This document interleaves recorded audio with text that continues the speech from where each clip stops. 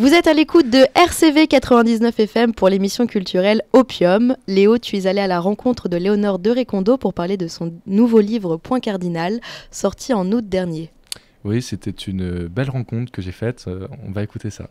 En compagnie de Léonore de Recondo, qui va nous présenter son dernier livre publié chez Sapin, Westpizer Point Cardinal, un titre évocateur, car un point cardinal, c'est un point d'horizon servant à se diriger, à s'orienter. Celui de Laurent, c'est son changement de sexe, son désir de devenir soi, un soi féminin. Alors Léonore de Recondo, l'idée d'écrire à propos de la transsexualité vous est venue en voyant la couverture de Vanity Fair où Caitlyn Jenner posait. Qu'est-ce qui vous a touché dans cette photo ? J'ai été surprise en fait, parce que quand j'ai vu la couverture de Vanity Fair où je voyais une très belle femme d'une cinquantaine d'années avec un bustier et puis une chevelure comme ça très très féminine, je savais pas qui c'était, et c'est en feuilletant le journal que j'ai compris qu'elle était un homme avant. Et donc ça a été cette surprise de cette découverte-là. Et puis ensuite, je me suis dit, mais qu'est-ce qui se passe quand on n'est pas dans le bon corps, en fait ? Je crois que c'est ça qui m'a vraiment interrogée, d'être mal dans sa peau, ça on connaît, mais d'être pas dans le corps juste. Là, je me suis dit cette question de l'identité m'intéressait profondément.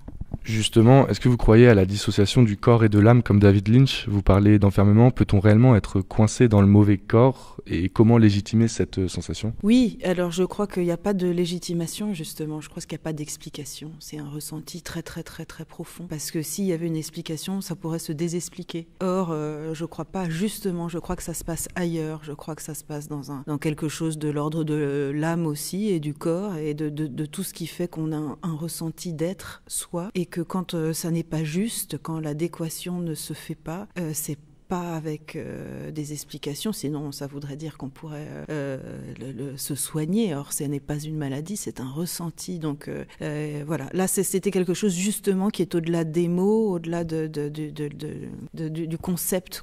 Et ce qui est formidable dans votre livre, c'est comment le protagoniste passe de Laurent à Mathilda, puis de Laurent à Lorraine. Y a-t-il d'ailleurs un clin d'œil à Xavier Dolan et Lawrence Anyways ? Oui, moi j'ai vraiment beaucoup aimé ce film. Alors je l'ai vu après, quand j'avais déjà l'idée du livre et que je mettais en place les choses, j'ai vu ce film. J'ai trouvé que c'était un très beau film. Bon, moi j'aime beaucoup le travail de Xavier Dolan, et il y a quelque chose de cette énergie justement. Et le prénom de Laurent, c'est aussi un petit clin d'œil à Lawrence Anyways, bien sûr. D'ailleurs, il y a pas mal de scènes assez cinématographiques. J'imagine déjà Linky Pit. Est-ce que c'est une volonté de votre part de vraiment peindre avec un regard, on en parlera après, omniscient, hein, mais est-ce que le côté cinématographique, ça vous intéresse et c'était une volonté ? C'était une volonté parce que justement, je voulais pas expliquer. Je voulais pas mettre de mots, je voulais pas dire trans, je voulais pas dire tout ça. Donc finalement, ma première scène où on voit Mathilda dans sa voiture qui se démaquille et qui ressort en Laurent, tout est dit. J'ai pas besoin d'expliquer, j'ai pas besoin de justifier. Et je voulais que ce livre soit absolument sous aucun justificatif. Je voulais juste qu'on le voit, ce trajet, parce que justement, c'est l'histoire de Lorraine qui surgit, et j'avais envie qu'on la voie surgir, c'est tout. Je trouve qu'il y a des similitudes avec l'écriture presque toujours omnisciente de Kundera. Je sais pas si c'est une inspiration pour vous, et si c'était important justement d'utiliser un narrateur omniscient, au-delà de juste montrer, c'était aussi le fait de se mettre peut-être dans les consciences de chacun, parce qu'il y a quand même le personnage de la femme de Laurent qui est aussi exploité. Oui, alors moi je voulais que ce soit un roman un petit peu choral aussi, c'est-à-dire il y a Lorraine, la protagoniste, et puis il y a son épouse et ses 2 enfants. Je voulais avoir un narrateur omniscient parce que ça me permettait qu'on puisse voir la scène, ce qui se passe, et ne pas être limité au ressenti de chacun d'eux, et tout en parfois en leur donnant la parole. Il y a des incursions du jeu dans cette narration, et ça me permettait d'avoir une sorte de double focale, comme ça, une focale extérieure, on voit ce qui se passe, mais on peut aussi de temps en temps le voir de l'intérieur. Et ce jeu-là m'intéressait dans la narration. Les mots de l'écrivain ne jugent pas Laurent. Pourtant, lui est jugé par les autres, au travail notamment. L'écrivain se doit-il d'être objectif ? Tesson parlait de politesse et d'élégance dans la grande librairie pour qualifier votre livre. J'ajouterais que c'est un roman très pudique au final.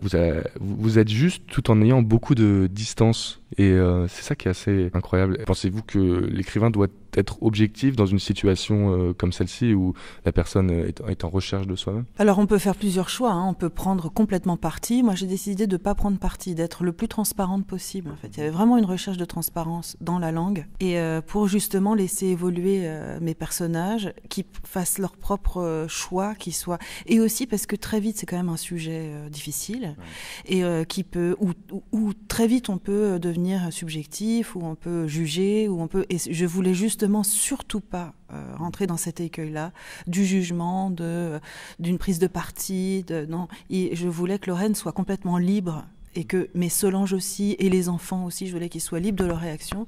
Et pour ça, j'ai trouvé que le plus juste était d'être dans une narration hyper transparente et sans, voilà, le plus sobre possible. L'amour peut-il perdurer après un changement de sexe et est-il nécessairement superficiel s'il s'éteint? Non. Je crois que c'est vraiment chacun fait ce qu'il peut. Là, il y a quelque chose. Alors Solange, elle reste à l'écoute de ce changement de sexe, de l'apparition de Lorraine. Est-ce qu'elle va rester? Je sais pas moi-même. Hein. Par contre, il y a une vraie volonté d'écoute de sa part, de voir quel est ce chemin et de parcourir quand même un bout de chemin avec Lorraine, c'est évident. Après, les histoires d'amour, elles sont toutes différentes et chacun fait comme il peut à chaque fois. Et puis, il y a des gens qui ne supportent pas. Et je comprends. Là, il n'y a vraiment aucun jugement. Mais j'avais envie, dans mon histoire à moi, qu'il y ait quand même une écoute de la part de Solange, de l'épouse. D'abord, parce que ça me permettait d'épaissir le roman, sinon il aurait été quand même beaucoup plus bref. Et puis, parce que j'en étais curieuse de cette femme qui reste là en disant, bon, c'est super dur, mais qu'est-ce que je fais? Qu'est-ce que tu as à me dire? Est-ce un acte féministe d'objectiviser le corps de l'homme? La femme de Laurent Solange a besoin d'un sexe masculin. Lorsque Laurent est en transformation, elle voit un jeune homme dans un hôtel, alors qu'il n'y a rien de sexuel, voire d'érotique dans la transformation de Laurent, c'est juste un désir d'être soi-même. Et au fond, n'est-ce pas l'essentiel? Comment devenir soi sans s'affliger à la lecture du livre de Jacques Attali? Ça, je sais pas, écoutez. Oui, de toute manière, ce livre, c'est comment devenir soi et comment, quand on est confronté à quelqu'un qui se pose une question hyper fondamentale comme qui suis-je, comment tout son entourage finalement se la pose. Et moi, ce qui m'intéressait, c'était ça, c'était la résonance, comme ça vient se répercuter sur chacun d'eux et comme chacun est obligé de se déterminer au moment où Lorraine elle-même se détermine. J'ai beaucoup aimé votre livre aussi, car il s'inscrit dans notre époque, au-delà de l'intrigue sur la transsexualité, car il traite aussi des rapports sociaux, notamment entre Laurent et ses enfants, Claire et Thomas. Que pensez-vous de la jeunesse? Est-elle difficile à éduquer? Je sais pas, je pense qu'on est toujours confronté au même problème de la liberté, de comment faire. Je pense ce qui se passe un peu aujourd'hui, c'est qu'il y a quand même une désillusion, il y a des peurs qui sont là. Et les peurs, ça provoque souvent des raidissements, ça provoque des enfermements. Donc moi, ce que j'espère, c'est que à travers la parole, à travers l'espoir, à travers aussi le fait de la discussion, de l'échange, on arrive à briser ces peurs. Parce que qu'est-ce qu'on essaye de nous faire peur, on essaye de nous dire que la vie est difficile, que la vie est dangereuse, et tout ça. Et en fait, bon, on n'en a qu'une et on a intérêt à y aller parce que sinon, c'est trop tard. Donc, je sais pas. Moi, je n'ai pas l'impression que ce soit pire aujourd'hui qu'hier. Bon, on n'est pas en 14 obligé d'aller à la guerre, ni en 39-45, donc on a quand même Et puis on est dans un pays où on peut s'exprimer, où on peut écrire des livres comme on veut, où il faut prendre cette parole. Peut-être notamment aux États-Unis, où vous êtes allé faire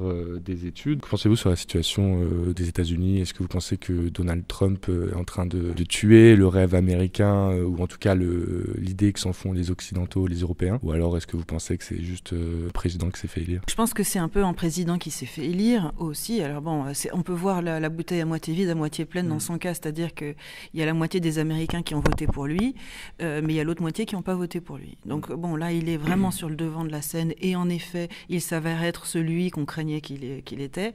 Donc ça c'est triste de le constater. En même temps, je pense que c'est pas vraiment une surprise.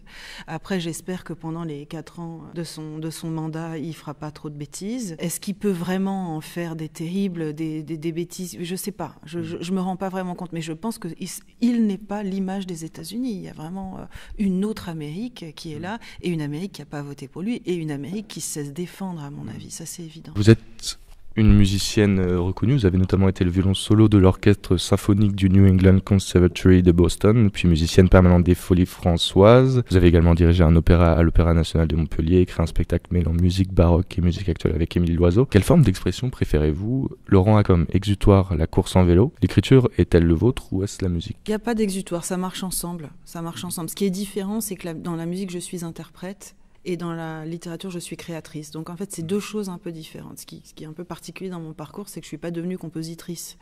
Ce qui aurait été le plus logique, puisque j'étais déjà dans le milieu musical.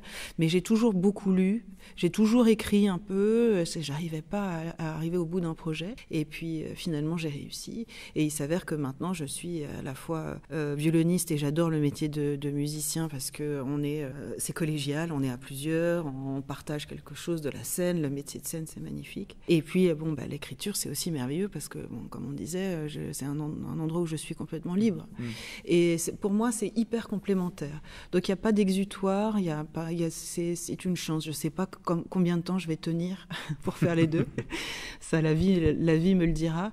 Mais pour l'instant, ça tient comme ça. Sur le féminisme, j'ai vu que vous étiez assez engagé, en tout cas sur l'écriture inclusive. Est-ce que vous pensez fondamentalement que c'est quelque chose d'important, l'écriture inclusive? Je sais pas. Oui, je pense que c'est important d'inclure, en effet, qu'il y a quelque chose qui doit changer dans la langue. Je pense que la langue est le reflet de la société.